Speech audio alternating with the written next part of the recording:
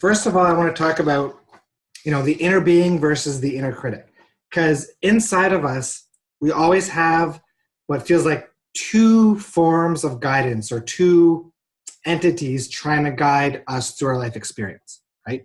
One is our inner critic, right? Which we're all familiar with, right? The ego. And the other is our inner being, right? Inner being, maybe you call it your soul. It's what's more tied to the non-physical.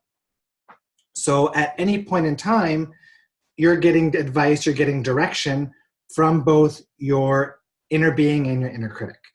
Now, typically your inner critic is that voice in your head, right? The guy that's judgmental, the guy that's criticizing, might be fear-based, and it feeds on perspectives that you hold that create negative emotion, right? So again, your ego is evidence-based. It's programmed through life experiences, and it deduces perspectives based on what you've experienced, right? And that's what feeds the ego, right? That's what feeds your inner critic. Now, your inner being, on the other hand, that's what's connected to source, right? That's what's all-seeing, right? So your inner critic might be the one that's telling you you're not good enough, right? It might be the guy that's telling you you can't do that, you're a failure, right? It's the one that creates the fears. Your inner being, on the other hand, because it's connected from the source, it's authentic, right? It knows your path, right? It's always there supporting you. It's always there loving you. It's always there guiding you down your path of least resistance, right? It's fully aware of that path, aware of the best possible route from where you are to where you want to be, right? So essentially, right, that's who you want to be listening to, right? Unfortunately, the inner critic is much, much louder, right, than the inner being, right? Because the inner critic's that voice in our head that we hear all the time. The inner being is more intuitive, right? It comes from those clairs, right? It's that source of inspiration that if we tune into it, life can become really magical, right? So how do you really know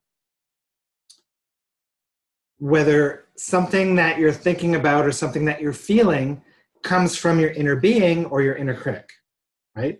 And it's really easy to know, and it all comes down to how you feel, right? The emotion that's surfacing, right, when you've got that perspective,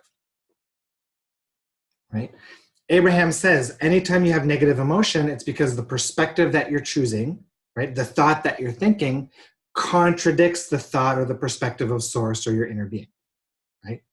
So anytime that you've got a negative emotion that surfaces, right, it's likely coming from your inner critic, right? So what you should be doing, and what I want you to do, is anytime you feel negative emotion, ask that question, right? What's that perspective, right? What's the thought that I'm thinking that's creating that negative emotion, right? See if you can identify your thought pattern. It might be that I'm not good enough. It might be that I can't do that. It might be that I failed, right? Which are all inner critic, right? That's inner critic feedback versus the inner being feedback, right? So anytime something doesn't feel good, anytime a thought or a feeling, a negative emotion comes up that doesn't feel good, ask yourself, what perspective am I choosing? What perspective do I have that's creating that negative emotion? And how would my inner being see that instead? What's the perspective that my inner being would have that can shift me out of that negative emotion into the positive feeling?